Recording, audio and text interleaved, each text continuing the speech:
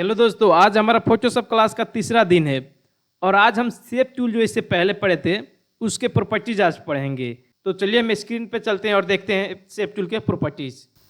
Shape tool में आप कोई भी शेप हो, आप एकदम स्क्वायर में या एग्जैक्ट जो साइज है उसका जो शेप है वही शेप में ड्रॉ करना चाहते हैं तो शिफ्ट दबाना पड़ेगा। ये पहले बता चुका हूँ मैं। तो देखिए यहाँ पे एग्जैक्ट शेप में आएगा। अब इसका कलर चेंज कर लेता हूँ मैं। ये तो हो गया कि एग्जैक्ट शेप में चाहिए तो शिफ्ट दबा कर रखना है, या नहीं चाहिए तो ऐसे ही यू से शेप टूल लेकर आप जैसे साइज में चाहें वैसे साइज में ले सकते हैं। अब इसका थोड़ा प्रॉपर्टी देख लेते हैं। यहाँ पर जो है, यहाँ पर जो दिखा रहा है इसका कोई काम नहीं है, वही शेप दिखा रहा है कि कौन सा शेप सिलेक्ट है अभी। और ये जो है शेप, ये बॉक्स में शेप और पाथ और पिक्सेल्स, इसमें क्या होता है जब हमारा शेप में सिलेक्ट है तो कोई हम ड्रॉ कर रहे हैं तो शेप बन रहा है, लेकिन अगर वहीं पाथ में चूज हो तो क्या होगा। देखिए यहाँ पे सिलेक्ट तो कर रहा है लेकिन सिर्फ एक पाथ बना रहा है। तो ये पाथ का काम क्या है कि सिर्फ एक कैनवास जो होता है कि एक एरिया, स्पेशल एरिया सिलेक्ट करता है, ये सिर्फ पाथ बना रहा है, इसमें शेप नहीं है।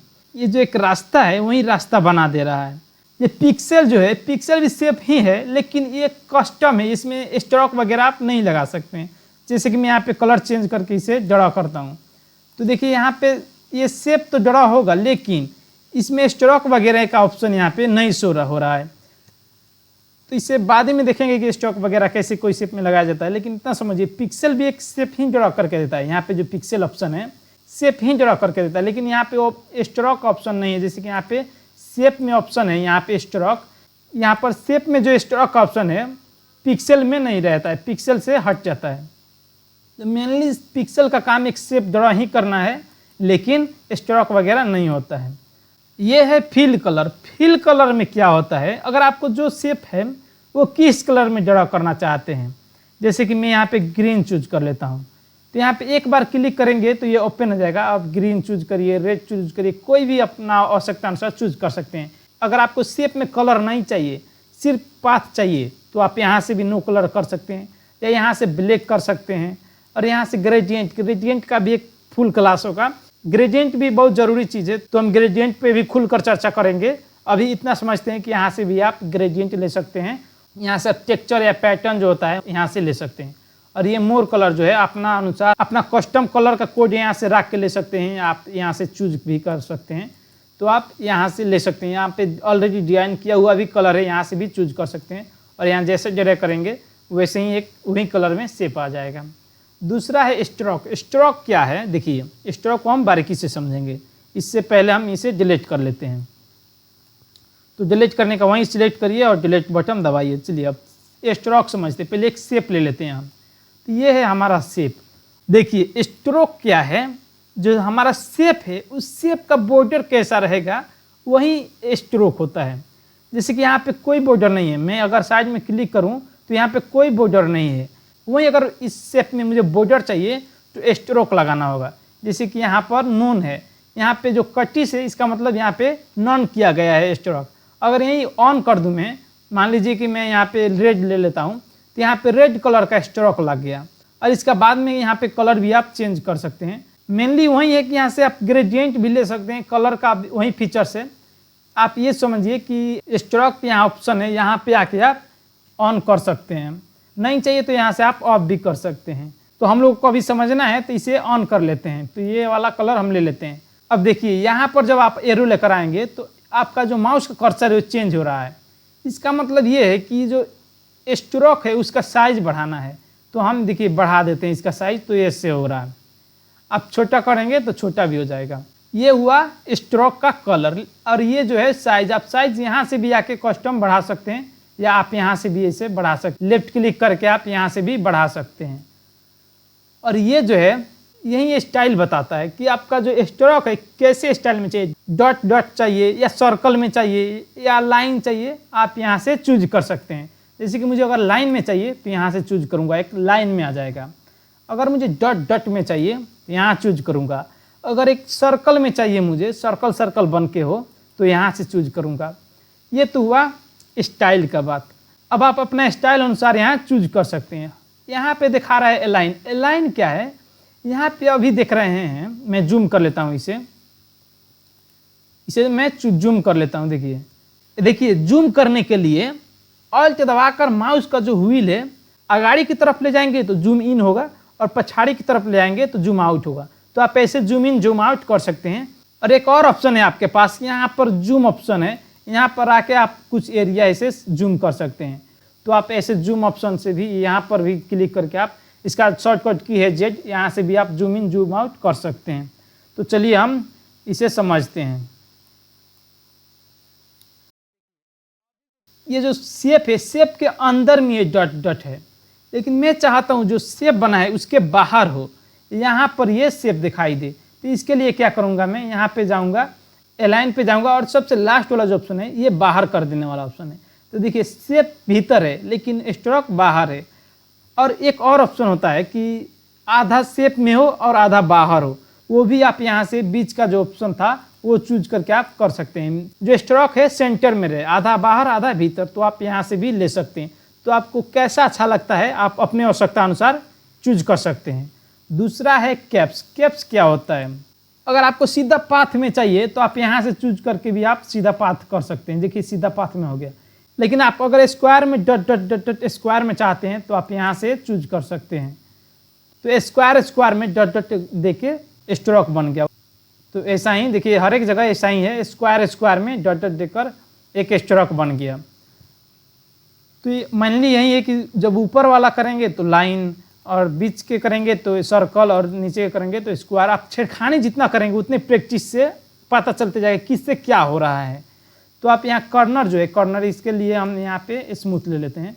अब कर्नर जो है मैं चाहता हूँ कि यहाँ पे एक राउंड से एकदम स्मूथ कर्नर दिखाई दे। यहाँ पे स्मूथ नहीं, एकदम कर्नर सा दिखाई दे रहा है, लेकिन स्मूथ चाहिए मुझे।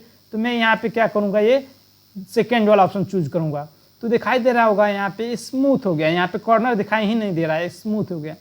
लेकिन मैं चाहता हूँ कि यहाँ स्मूथ ना हो, कॉर्नर हो। यहाँ पे एकदम कटा हुआ दिखाई दे, यहाँ पे कॉर्नर हो, यहाँ पे कॉर्नर हो, एकदम कटा हुआ। कभी कभी फ्रेम में होता है, फोटो के फ्रेम में यहाँ से एकदम कटा हुआ जैसा दिखता है। तो आप ये चूज करेंगे और आपको यहाँ कटा हुआ मिलेगा। आप एग्जाम्पल से समझ रहे होंगे कि मैं कहना क्या चाहता हूँ। यहाँ पे कट गया तो आप ऐसा अपना स्टाइल, ये एक ही जगह पे नहीं होगा, ये चारों कोण पे होगा। जैसे कि मैं जूम इन करके दिखा देता हूँ। ठीक है, यहाँ पर भी है, यहाँ पर भी है और यहाँ पर भी है। तो आप लोग ऐसे आप स्ट्रोक का इस्तेमाल कर सकते हैं। देखिए मोर ऑप्शन में क्या है कि यहाँ तक तो पहले ही के ऑप्शन है, यहाँ तक तो वही जो मैं यहाँ पर समझाया वही, लेकिन यहाँ पर कुछ अलग दिया हुआ है। ये क्या है, जब हम लोग यहाँ पे डैश चूज करे थे तो डैश में कितना दूरी पे कितना चाहिए वो चूज करने के लिए हम यहाँ पे चूज करते हैं। जैसे कि 8x8 चाहिए मुझे, अगर 8 लाइन 8 दूरी पे ऐसे करेगा।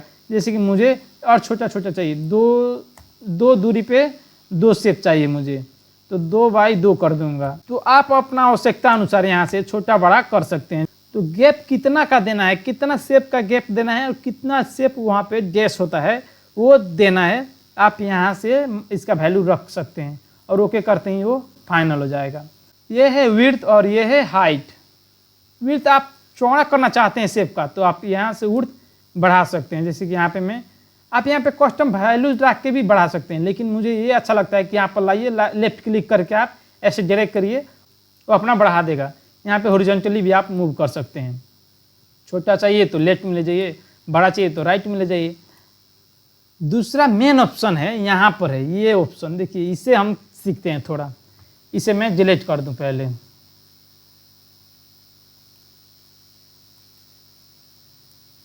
तो चलिए हम इसे डिलीट कर लेते हैं। एक और शेप लेता हूँ मैं चाहता हूँ जो ये शेप मैं बनाया हूँ यही शेप पे अटैच होके एक और शेप आ जाए। तो उसके लिए कंबाइन, जो इससे पहले हम लोग पढ़े थे, कंबाइन शेप। तो अलग न्यू लेयर नहीं बनेगा, इसी में एक बनेगा। जैसे कभी कभी होता है, आवश्यकता पड़ता है हमें कि एक ही लेयर पे हम अटैच करके रखें, तो ऐसे आप एक लेयर पे दूसरा शेप बना सकते हैं। एक कस्टम जो शेप बनाना हो या कोई ड्रॉ करना हो या कोई डिजाइन करना हो तो आप एक ही लेयर पे अलग अलग शेप रख के अलग अलग स्टाइल में आप बना सकते हैं। तो देखिए अब मैं जब इसे मूव करूंगा तो ये एक ही बार में मूव होगा, अलग अलग नहीं है। ये ड्रॉ तो अलग अलग किया था लेकिन एक ही में है ये, और ये भी नहीं है कि लेयर एक ही में अटैच हुआ है या ग्रुपिंग हुआ है। लेयर भी एक ही है, इससे जब आइज क्लोज करूँ तो ये भी क्लोज हो जाएगा। तो इसका मतलब ये है कि अगर एक ही लेयर पे ज़्यादा शेप चाहिए या कस्टम शेप डिजाइन करना चाहिए तो हम कंबाइन ऑप्शन यहाँ से चूज करेंगे।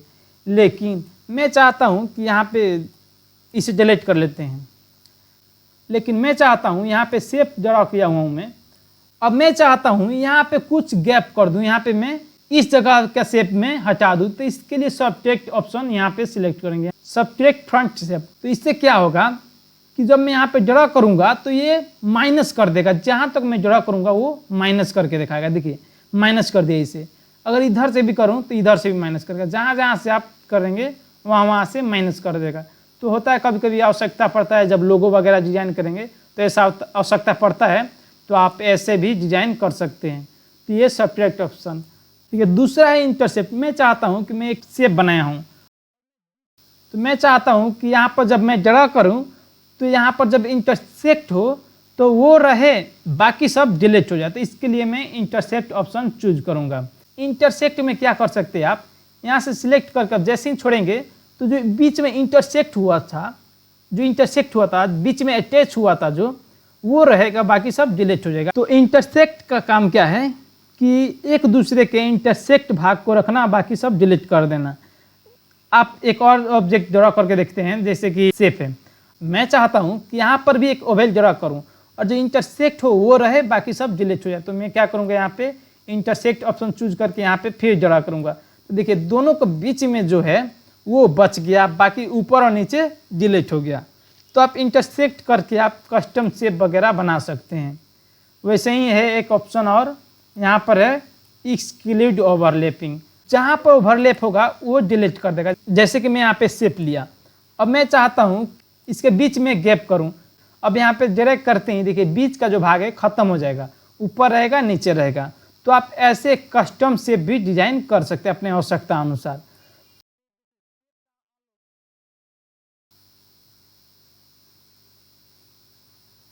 तो देखिए शेप का प्रॉपर्टी भी खत्म नहीं हुआ है। शेप में इतना समझिए कि शेप में बहुत कुछ आप डिजाइन कर सकते हैं। इससे पहले वो भी बताया था कंट्रोल टी से ट्रांसफॉर्म टूल करके, ये शेप का ही प्रॉपर्टी है। लेकिन मूव टूल में भी शो ट्रांसफॉर्म था, तो मैं वहीं पे समझा दिया, कॉन्सेप्ट क्लियर कर दिया। तो आप यहाँ से भी वहीं मूव कर सकते हैं, रोटेट कर सकते हैं, इसे रोटेट कर सकते हैं। या आप देखिए इसे भी आप यहाँ कंट्रोल टी करके क्लिक करके स्क्रीव करेंगे जब, तो स्क्रीव से आप यहाँ पे लाएंगे तो देखिए क्या हो रहा, चेंज हो जाएगा इसका कर्सर। तो आप ऐसे रोटेट कर सकते हैं, आप कस्टम शेप बना सकते हैं। देखिए यहाँ पर है मर्ज शेप कंपोनेंट, ये मर्ज करता है शेप को, ये हमें खास में काम नहीं लगता है। आप प्रैक्टिस करके देख सकते हैं कि ये इससे हो क्या रहा है। देखिए इसके बाद है अलाइन। अलाइन में हम देखते हैं, इसे हम डिलीट कर लेते हैं। देखिए हेलो दोस्तों, हम लोग देख रहे थे शेप टूल और इसके लगभग हर एक प्रॉपर्टी हम लोग देख चुके हैं। बाकी रह गया है अलाइनमेंट और राउंड कॉर्नर। देखिए अलाइनमेंट प्रॉपर्टी शेप में भी है, लेकिन हम लोग शेप में नहीं पढ़ेंगे, शेप में थोड़ा डिफिकल्टी होता है। अब मूव टूल में आकर अलाइनमेंट पढ़ेंगे। मूव टूल से जब हम अलाइन करेंगे तो आसान होता है। सो हम लोग क्या करते हैं, कुछ शेप ले लेते हैं यहाँ पे। जैसे कि मैं यहाँ पे शेप टूल पे जाकर मैं शेप ले लेता हूँ। तो यहाँ पे 2-3 यहाँ पे शेप ड्रा कर लेता हूँ। इसका कलर चेंज कर लेते हैं हम।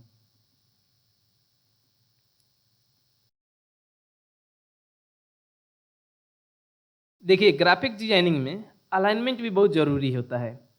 सो हम लोग अलाइनमेंट देखते हैं। जब हम मूव टूल पे आएंगे तो यहाँ पे अलाइनमेंट दिखा रहा है। इससे पहले मैं ये नहीं बताया हूँ। इससे पहले show transform control, auto select, layer, group क्या होता है, इसे बता चुका हूँ। लेकिन यहाँ पर जो है ये प्रॉपर्टीज ये नहीं बताया हूँ। इधर का तो बोला हूँ, जब 3D पढ़ेंगे, ये 3D जब हम टेक्स्ट लिखते हैं या कोई भी चीज़ हम 3D में बनाते हैं तो ये काम आता है। तो इधर के प्रॉपर्टी हम बाद में देखेंगे ये वाला।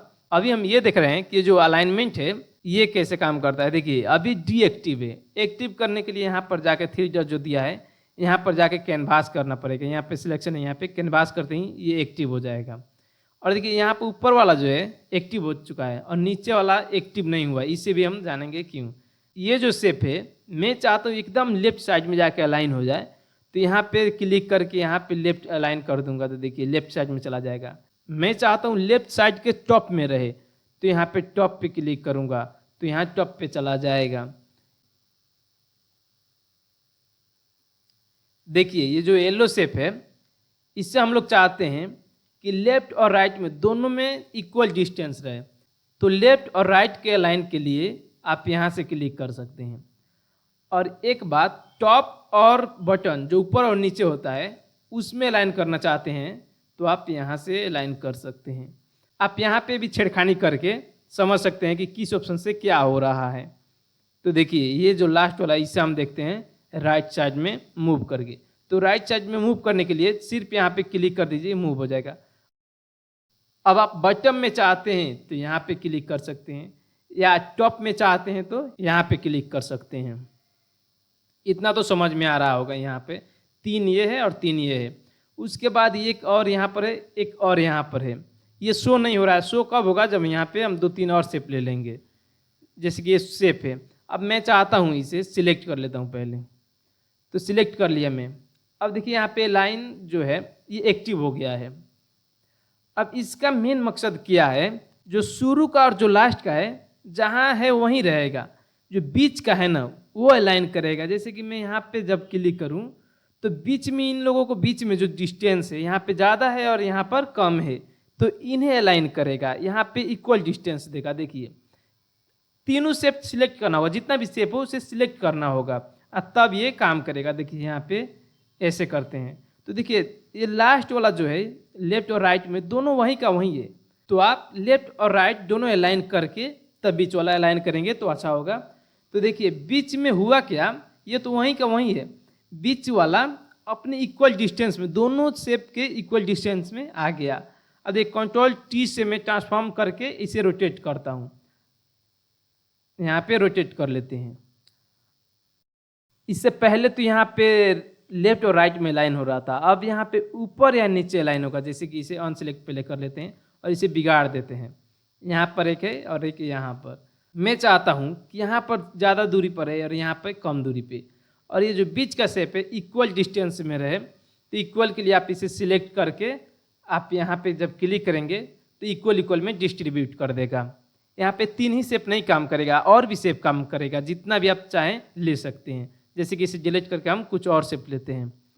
चलिए यहाँ पे और शेप ले लेते हैं हम। तो यहाँ पे हम कुछ शेप ले लेते हैं। तो चलिए इतना शेप रहने देते हैं। और मैं क्या चाहता हूँ कि इक्वल डिस्टेंस पे सब रहे। पहले इसे लास्ट में कर देता हूँ, इसे भी लास्ट में कर देता हूँ।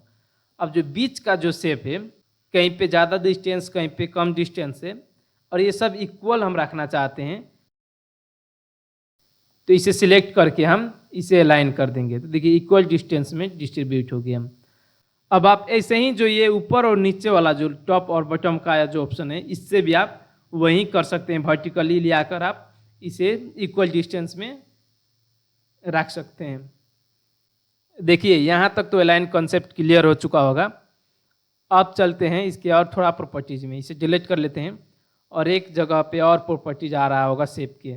देखिए जब शेप ड्रा करता हूँ तो देखिए साइड से एक और प्रॉपर्टीज ओपन हो रहा है। यहाँ पर देखिए ये जो है width, height, X axis, Y axis.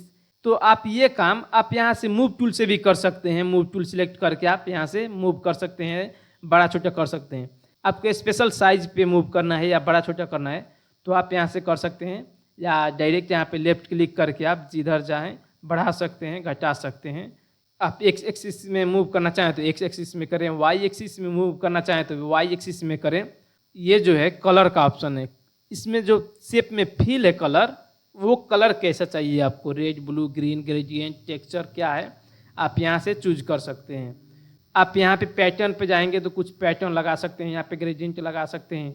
यहाँ पे कुछ सैंपल दिया हुआ है, एक कलर चूज करके आप इसमें फिल कर सकते हैं। आपको यहाँ पे कलर नहीं मिल रहा है या कस्टम जो कोड होता है, कोड के थ्रू आप कलर फिल करना चाहते हैं तो आप यहाँ से आके अपना कलर फिल कर सकते हैं। यहाँ पे कोड रखिए, अपना कस्टम कलर फिल करिए।